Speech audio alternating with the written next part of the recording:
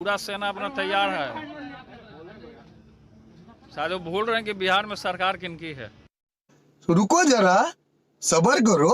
ये राम की भूमि है, परशुराम की भूमि है, हनुमान की भूमि है। कोई माय का लाल पैदा नहीं लिया जो यहाँ कार्यक्रम करने।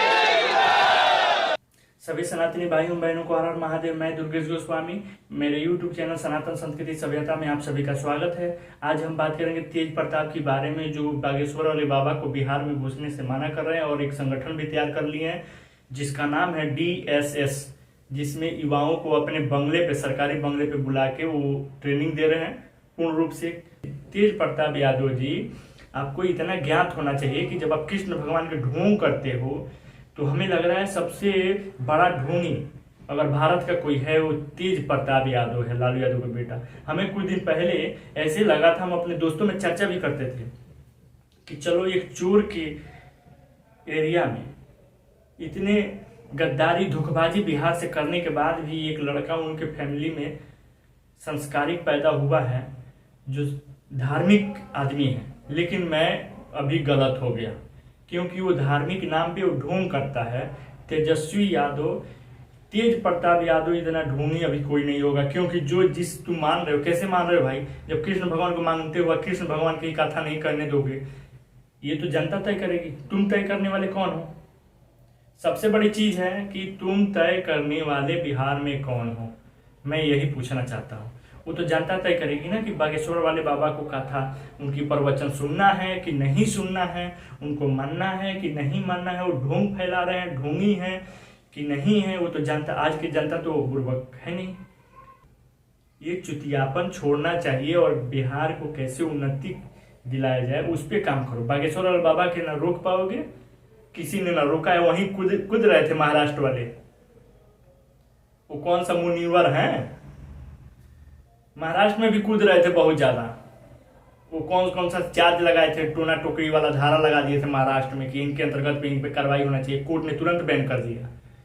जब किसी चीज में बागेश्वर धाम आज तक पकड़ा नहीं गया है तो तुम कैसे उस पर बैन लगा सकते हो? वैसे होता है जब किसी भी संगठन को, चाहे किसी भी व्यक्ति पे, जब से उस पर आरोप ना लग जाए, किसी भी चीज में उसे संगलित पकड़ा ना जाए, तब तक आरोप नहीं लगा सकता। कानून ये कहता है।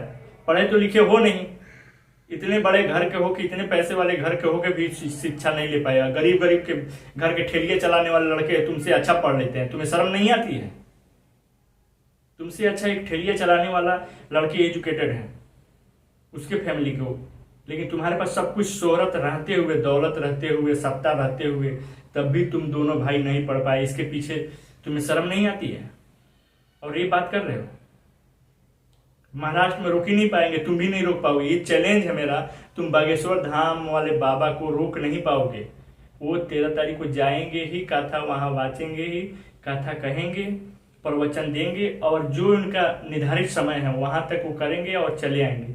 रह गई ये सेना जो तैयार कर रहे हो DSS से, इससे कुछ नहीं उखड़ने वाला। बिहार के सुधारो और उसमें विकास कैसे होगा उस पर ध्यान दो। किसी भी पार्टी को आप चुनिए, किसी भी दल का हो, वो कोई भी पार्टी हो, उसे चुनिए, लेकिन सोच समझ के चुनिए कि आपके हित में है कि नहीं है, कि वो जीतने के बाद फिर वो अपना वाला रंग चिन्हाएगा। तो ये सोच समझ के आप 2024 में जैसे ये कर रहे हैं, ये पता नहीं कृष्ण भगवान के कैसे भक्त हो सकते हैं। जब कृष्ण भगवान की कथा ही नहीं करने दोगे, तुम कैसे भक्त हो सकते हो, हमें समझ में नहीं आ रहा। चंदन पूरा यहाँ से यहाँ तक पहुंचता है, व्यक्ति यहाँ से टीका लगाएगा लंबा बड़ा सा, जो साधु महात्मा इतना बड़े बड़ी नहीं करते हैं, पूरा लगाता है एकदम है चंदन, और जाता है वृंदावन, द्वारिका, बनारस, केदारनाथ, पता नहीं कहाँ कहाँ और कहाँ, हर जगह मतलब जाता है, अपना फोटो खिंचवाता है। क्या तो हम भक्त हैं, हम भक्त हैं। यही भक्त हो तुम, ढोंगी आदमी कहीं के? ये तुम भक्त हो? एक जब आ रहा है भाई, कथावाचक आ रहा है, बाबा आ रहे हैं, तो वो तो जनता तय कर लेगी, तुम उस पर छोड़ दो। अगर वो जनता को लगेगा कि भ्रमित कर रहे हैं तो जनता खुद ही नहीं उनको सुनेगी, ना एक्सेप्ट करेगी, ना उनका बात मानेगी। जनता में भाई हर आदमी का अलग अलग पसंद है। ये नहीं जरूरी कि मैं जिस भगवान को मानता हूँ उस भगवान को आप लोग भी माने, दूसरा पर्सन भी माने, ये कोई जरूरी नहीं होता है। हर आदमी का अपना अपना विचार है। संविधान ये भी इजाजत देता है, चाहे हमारे हिंदू सनातन धर्म में ये भी है, किसी पर बाउंडेशन नहीं है कि तुम नहीं यही मानोगे। ये दूसरे धर्म के जैसे नहीं है सनातन धर्म। दूसरे धर्म में है कि नहीं तुम्हें यही मानना है तो मानना है, बस एक बार कह दिया गया तो कुछ नहीं सुना जाएगा। लेकिन हमारे धर्म में है कि आपको जो इच्छा जिसे चाहे उसे मान सकते हैं, आपने आराध्य, उसमें कोई पाबंदी नहीं। आप किसे मानते हैं, किस भगवान को मानते हैं, इसमें किसी का हस्तक्षेप नहीं रहता है कि नहीं तुम ऐसे नहीं कर सकते हो। तो वो बागेश्वर वाले बाबा को निर्णय कर लेगी जनता, आप टेंशन लेने की जरूरत नहीं है। आप इसमें क्यों पढ़ रहे हो? अपने जो पद मिला है उसको संभालो ना, जहां से जीते हो उसको विकसित करो। गोपालगंज जिला के तुम खुद पैदाइशी हो, तुम्हारे पापा के घर वहीं है, तुम लोग का वहां से जन्मभूमि पे। गोपालगंज जिला इतना पिछड़ा जिला है कि जिसका हद हिसाब नहीं है। जहां गोपालगंज से ये लोग आते हैं, इनको शर्म आना चाहिए कि 20 साल तुम सत्ता में रहे और जिस जिला से आते हो, जिस डिस्ट्रिक्ट से, उसे इतना पिछड़ा कर रहे हो कि शुद्ध वहां रेलवे नहीं है। और बकवास करने चल रहे हो, कह रहे हो इनके भाई साहब कह रहे हैं कि हम सिर्फ विकास के बात करते हैं। इसमें भी कह दो बीजेपी के हाथ है, वही तुम्हारे डिस्ट्रिक्ट को जहां से तुम आते हो, बिलोंग करते हो, उस डिस्ट्रिक्ट को पीछा करने वाला बीजेपी है। कह दो उस टाइम से बीजेपी थी जब तुम्हारी सरकार थी। तो 15 साल राज करने वाले 20 साल अभी भी सत्ता में हो, कुल मिलाकर 25 साल राज किया और अपना एक डिस्ट्रिक्ट नहीं डेवलपमेंट कर पाए, तुम क्या करोगे? तुम्हें शर्म आनी चाहिए। इतने बड़े घर के हो के तुम शिक्षा अच्छे से ग्रहण नहीं कर पाए, 8वीं फेल हो तुम दोनों भाई, और बकवास पे बकवास करते जा रहे हो। सभी सनातनी भाइयों से मेरा निवेदन रहेगा कि इस वीडियो को अधिक से अधिक शेयर कीजिए और इनका खुल के विरोध कीजिए तेज प्रताप यादव जी का।